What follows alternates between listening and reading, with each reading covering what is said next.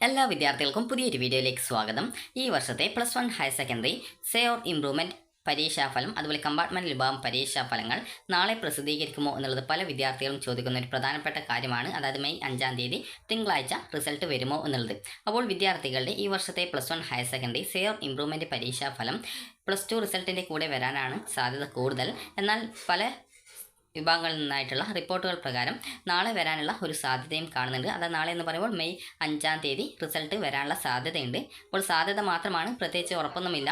അപ്പോൾ റിസൾട്ട് വരികയാണെങ്കിൽ തന്നെ വിദ്യാർത്ഥികൾക്ക് നാളെ വൈകുന്നേരം 4 മണിയോടെയാണ് അറിയാൻ സാധിക്കുക.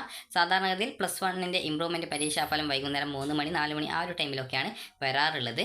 അപ്പോൾ അഥവാ നാളെ വരികയാണെങ്കിൽ തന്നെ ഈ ഒരു വൈകുന്നേരം 3 മണി 4 മണി ആ ഒരു ടൈമിൽ മാത്രമാണ് വിദ്യാർത്ഥികളുടെ +1ൻ്റെ സേ ഓർ ഇംപ്രൂവ്മെൻറ്റ് അതുപോലെ തന്നെ കമ്പാർട്ട്മെൻറ്റ് വിഭാഗം പരീക്ഷാഫലങ്ങൾ വരിക.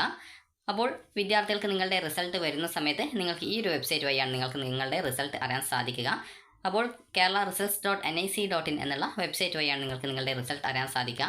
റിസൾട്ട് വരുന്ന സമയത്ത് മുകളിലായിട്ട് തന്നെ നിങ്ങൾക്ക് DHSC first year improvement results 2025 എന്ന് പറഞ്ഞുകൊണ്ടാണ് തലക്കെട്ടുണ്ടാവുക. അതായത് ആ ഒരു ലിങ്ക് ഉണ്ടാവുക. ഇവിടെ നിങ്ങൾക്ക് കാണാം DHSC റിസൾട്ട്സ് 2024 എന്ന് പറഞ്ഞുകൊണ്ട് കാണാം. അതേ രീതിയിൽ തന്നെ ആയിരിക്കും DHSC first year improvement results 2025 എന്ന് പറഞ്ഞുകൊണ്ടാണ് ലിങ്ക് ഉണ്ടാവാനുള്ള സാധ്യത. ആ ഒരു ലിങ്ക് എന്ന് പറയുമ്പോൾ ഓരോ പേര് കൊടുക്കുന്നതിനനുസരിച്ചിട്ടാണ് അതിൻ്റെ ആ ഒരു ലിങ്കിൻ്റെ പേര് എന്ന് പറയുന്നത്. അപ്പോൾ ജസ്റ്റ് നിങ്ങൾ ആ ഒരു ലിങ്ക് വന്നു കഴിഞ്ഞാൽ അത് മുകളിലായിട്ട് തന്നെയാണ് ലിങ്ക് ഉണ്ടാവുക. അപ്പോൾ നിങ്ങൾക്ക് അത് കൃത്യമായിട്ട് മനസ്സിലാക്കാൻ പറ്റും. കാരണം ഈ ഒരു വെബ്സൈറ്റിൽ 2024 റിസൾട്ടുകളാണ് കൊടുത്തിട്ടുള്ളത്. 2025 ഒരു റിസൾട്ടും ഇതിൽ വന്നിട്ടില്ല. അപ്പോൾ റിസൾട്ട് വരുന്ന സമയത്ത് മുകളിലായിട്ട് തന്നെ നിങ്ങൾക്ക് ലിങ്ക് കാണാൻ പറ്റുന്നതാണ്. അപ്പോൾ നിങ്ങൾക്ക് ആ ഒരു ലിങ്കിൽ ക്ലിക്ക് ചെയ്യുന്ന സമയത്ത് ഇതുപോലെയാണ് കാണാൻ പറ്റുക. അതായത് റിസൾട്ട് അറിയാനുള്ള ആ ഒരു ഇൻ്റർഫേസ് ഇതുപോലെയാണ് ഉണ്ടാവുക. അപ്പോൾ നിങ്ങൾക്കിവിടെ നിങ്ങളുടെ റോൾ നമ്പർ, അതായത് ഈ ഒരു +1ൻ്റെ ഇംപ്രൂവ്മെൻറ്റ് പരീക്ഷ എഴുതുന്ന സമയത്തും അതുപോലെ +2 പരീക്ഷ എഴുതുന്ന സമയത്തും നിങ്ങൾക്കൊരു റോൾ നമ്പർ ഉണ്ടാവും. അത് സെയിം റോൾ നമ്പർ തന്നെയായിരിക്കും. അപ്പോൾ ജസ്റ്റ് നിങ്ങൾ അവിടെ ടൈപ്പ് ചെയ്ത് കൊടുക്കുക. അതുപോലെ കമ്പാർട്ട്മെൻറ്റ് വിഭാഗം വിദ്യാർത്ഥികളാണെങ്കിൽ നിങ്ങൾ നിലവിൽ പരീക്ഷ എഴുതുന്ന സമയത്ത് കമ്പാർട്ട്മെൻറ്റ് വിഭാഗം വിദ്യാർത്ഥികളാണെങ്കിൽ നിങ്ങൾ ഇപ്പോൾ പരീക്ഷ എഴുതുമ്പോൾ നിങ്ങൾക്ക് ഒരു രജിസ്റ്റർ നമ്പർ ഉണ്ടാവും. അപ്പോൾ ആ ഒരു രജിസ്റ്റർ നമ്പർ നൽകുക. അതിനുശേഷം ഡേറ്റ് ഓഫ് ബർത്ത് നൽകുക, സബ്മിറ്റ് ചെയ്യുക. അപ്പോൾ നിങ്ങൾക്ക് നിങ്ങളുടെ ഇൻഡിവിജ്വൽ റിസൾട്ട്, അതായത് ഇൻഡിവിജ്വൽ ആയിട്ടുള്ള നിങ്ങളുടെ സേ ഓർ ഇംപ്രൂവ്മെൻറ്റ് അതുപോലെ കമ്പാർട്ട്മെൻറ്റ് വിഭാഗം പരീക്ഷാഫലം അറിയാൻ പറ്റും. നിങ്ങൾ ഏതൊക്കെ വിഷയമാണ് ഇംപ്രൂവ്മെൻറ്റ് ചെയ്തത്, അല്ലെങ്കിൽ സേ പരീക്ഷ എഴുതിയിട്ടുള്ളത്, അല്ലെങ്കിൽ കമ്പാർട്ട്മെൻറ്റ് വിഭാഗത്തിലായിട്ട് പരീക്ഷ എഴുതിയിട്ടുള്ളത്, ആ ഒരു സബ്ജക്റ്റിൻ്റെ മാർക്ക് മാത്രമായിരിക്കും അതിൽ നൽകിയിട്ടുണ്ടാവുക. അതുപോലെ നിങ്ങളുടെ സ്കൂളിൽ നിന്നും എത്ര വിദ്യാർത്ഥികൾ പരീക്ഷ എഴുതി, അതിൽ എത്ര വിദ്യാർത്ഥികൾക്ക് ഇംപ്രൂവ്മെൻറ്റ് പരീക്ഷയിൽ എത്ര മാർക്ക് കിട്ടി എന്നുള്ള ഡീറ്റെയിൽസ് നിങ്ങൾക്ക് അറിയണമെന്നുണ്ടെങ്കിൽ ജസ്റ്റ് ഇവിടെ സൈഡിലായിട്ടുള്ള ആ ഒരു സിമ്പിൾ കാണാം, ജസ്റ്റ് അതിൽ ക്ലിക്ക് ചെയ്യുക. അതിനുശേഷം നിങ്ങളുടെ സ്കൂളിൻ്റെ കോഡൊന്ന് ടൈപ്പ് ചെയ്ത് കൊടുക്കുക.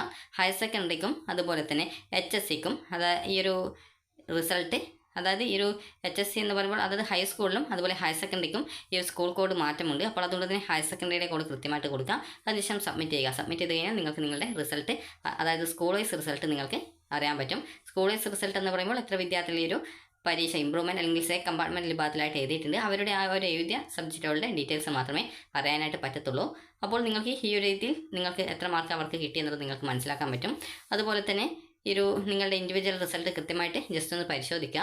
അപ്പോൾ ഈ ഒരു റിസൾട്ട് +1ൻ്റെ ഇംപ്രൂവ്മെൻറ്റ് അല്ലെങ്കിൽ കമ്പാർട്ട്മെൻറ്റ് അല്ലെങ്കിൽ സേ വിഭാഗത്തിലുള്ളത് ആയതുകൊണ്ട് തന്നെ നിങ്ങൾ പ്രത്യേകിച്ച് അത് റിസൾട്ടിൽ നിങ്ങൾക്ക് മുമ്പ് ജയിക്കാനുള്ള മാർക്ക് കിട്ടിയിട്ടില്ല, ഇപ്പോഴും അതേ രീതിയിൽ തന്നെയാണ് എങ്കിൽ കൂടി നിങ്ങൾ അത് ആലോചിച്ച് ടെൻഷനൊന്നും അടിക്കേണ്ട.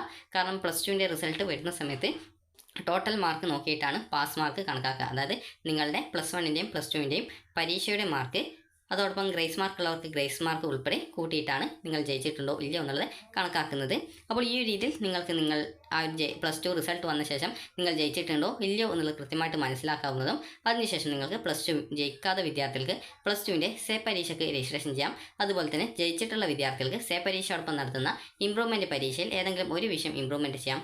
സേ പരീക്ഷ എന്ന് പറയുമ്പോൾ തോറ്റിട്ടുള്ള വിദ്യാർത്ഥികൾക്കാണ്. തോറ്റിട്ടുള്ള വിദ്യാർത്ഥികൾക്ക് ഒരു 6 സബ്ജക്റ്റ് വരെ നിങ്ങൾക്ക് പരീക്ഷ, അത് 6 സബ്ജക്റ്റ് എന്ന് പറയുമ്പോൾ +2നും +1നും 6 സബ്ജക്റ്റ് വീതമാണുള്ളത്.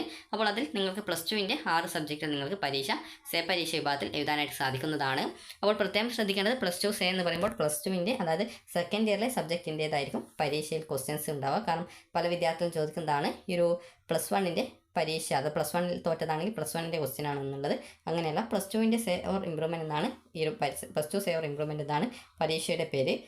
അപ്പോൾ +2ൻ്റെ സബ്ജക്റ്റ് എന്നുള്ള ക്വസ്റ്റ്യൻസ് ആയിരിക്കും വരിക. അതുപോലെ തന്നെ നിങ്ങൾ ശ്രദ്ധിക്കേണ്ട കാര്യം എന്ന് പറയുന്നത് നാളെ ഈ ഒരു റിസൾട്ട് വരാനുള്ള ഒരു സാധ്യത മാത്രമാണ്. റിസൾട്ട് വരുമെന്നുള്ളതിന് പ്രത്യേകിച്ച് ഉറപ്പൊന്നുമില്ല.